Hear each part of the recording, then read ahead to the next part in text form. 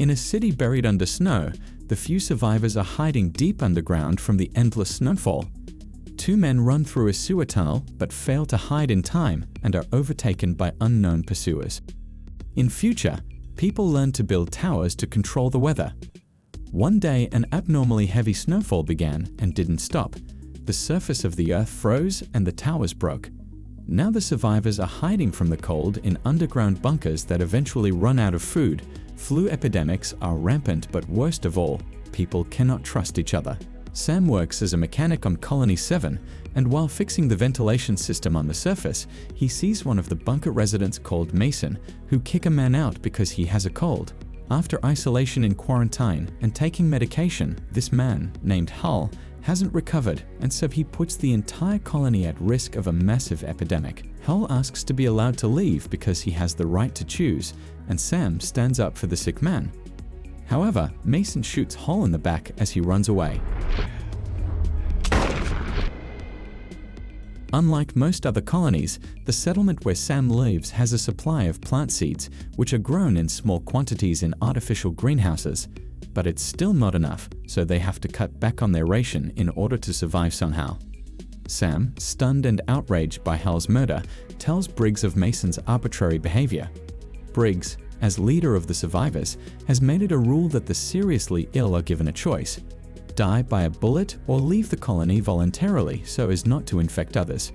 In the latter case, they are forced to wander in the snow until they die of natural causes. Radio technician Cooper receives a distress signal from neighboring Colony 5, and Briggs asks for a general meeting to be called. Briggs reprimands Mason for his arbitrariness, but Mason knows from experience that sick people who are chased away always come back and beg to be let back in, so he tackles the problem radically. In the end, they fail to come to an understanding. Sam visits his girlfriend Kai for animal feed.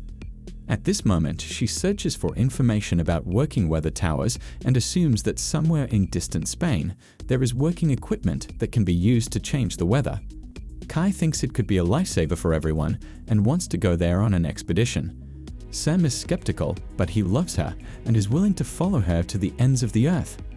All the residents of the colony gather for a meeting. Senior mechanic Dexter fears for his wife Helena, who has the first symptoms of a cold, and asks her not to give herself away. Later, Briggs comes out to the gathering. Along the way, he is robbed by a little boy, Rowan, a local pickpocket, but Briggs notices this and asks the boy to give him back his lighter. Briggs tells the crowd about the distress signal from Colony 5. He needs 2 volunteers to go on a reconnaissance mission with him. However, Mason opposes the idea. Since the residents of Colony 7 are in distress, it would be right to take care of them. Briggs asks Dexter to go with him, as they may need a mechanic, but Sam volunteers instead. They are also joined by young Graydon, whom his parents are reluctant to let go at first, but the young man convinces them that he can handle the mission. Briggs puts Kai in charge during his absence, but Mason is not excited about it. At the end of the meeting, Dexter's wife starts coughing and all the people around her hurriedly leave the room wearing respirators or covering their faces with collars. Helena and Dexter are quarantined and locked in isolation. Briggs orders that no one make any decisions about sick people until he returns. Mason is strongly displeased that he has to obey Kai, but resigns himself to this because he respects Briggs. Sam is plagued by nightmares in which, as a young boy, he finds his mother dead in the snow. He tells his girlfriend about the dream, and she convinces him that he is not to blame for the death of his loved ones. Briggs, Sam, and Graydon go on an expedition to Colony 5. Along the way, they find a giant weather tower in an abandoned city completely covered in ice. Graydon wonders if it can function again, but Briggs believes it has served its purpose. Soon, the group passes over a dilapidated bridge, and after climbing over a wide chasm in the structure, they find a van with a dead family on the other end of the bridge. The group then stops for the night in an abandoned rescue helicopter. Briggs contacts Colony 7 and reports his whereabouts.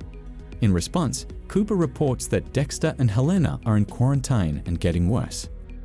Briggs tells Graydon that he found Sam somewhere in these parts when he was a boy, and Sam tells how it all happened. When the snowstorm started, he and his family first took shelter in a mine. At that time, they ran out of food, and his father went into town to get help and didn't return. Then Sam convinced his mother and sister to go to the surface in search of another shelter. He ended up losing them in a blizzard, and Sam himself was saved by Briggs. In the morning, Sam, Briggs, and Graydon make their way to Colony 5. At the entrance to the ventilation shaft, they see pools of blood. Going down into the bunker, the group discovers that all the people are gone, and there is only blood and signs of a struggle everywhere. Fearing someone will attack them, Briggs gives Graydon a revolver for self-defense. After Sam breaks down the door to one of the locked rooms, they find a frightened man named Leland. He shows a video message from a group of people who have recovered a tower somewhere relatively nearby. These people were able to remove the clouds from the sky, revealing the sun. They have fertile soil, but unfortunately, they have nothing to grow on it. At the end of the message, the geographic coordinates are reported. Leland tells that Colony 5 sent an expedition to the source from which the message was received, but they found nothing at the specified coordinates. However, on the way back, they were pursued by unknown assassins, so the colony was deserted and there were no survivors. Briggs suggests that Leland go with them to Colony 7, but he flatly refuses to leave his hideout, fearing the strangers who killed everyone in the bunker. Briggs searches the hideout and takes the explosives with him. Leland locks himself in the shelter, and the group inspects the other rooms of the colony. By shouts and suspicious noises, they discover a group of cannibals. Wild but still human-like, they dismember corpses for cooking. Piles of bodies lie everywhere.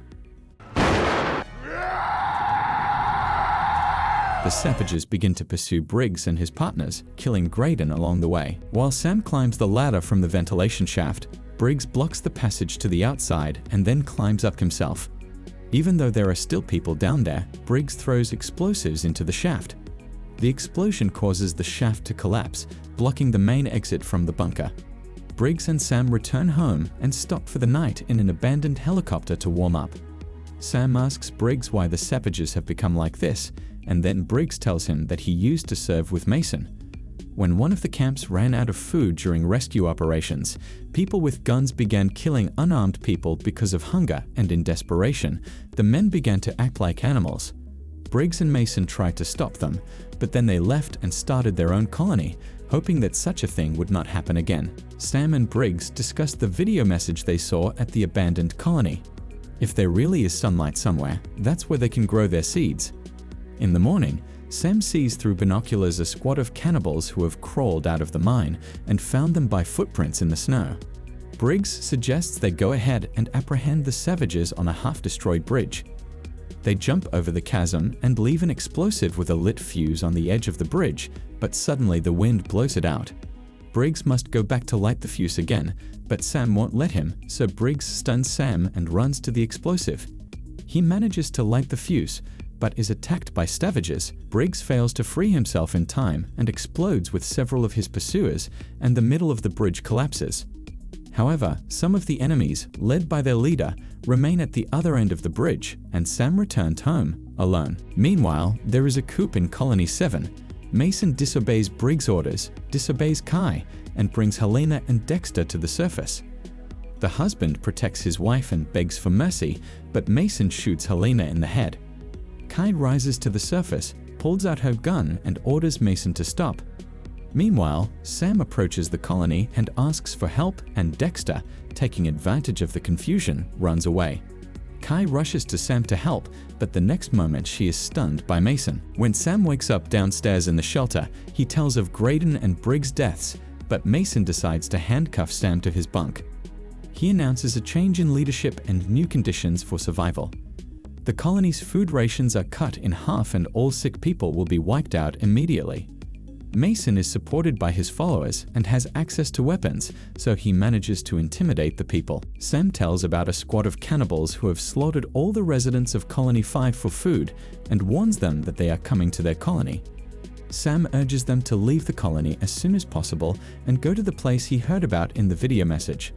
Mason doesn't listen to him and leaves him alone indoors, bumping into little Rowan on the way. The boy waits until everyone has left the room and hands Sam the keys to the handcuffs that he stole from Mason.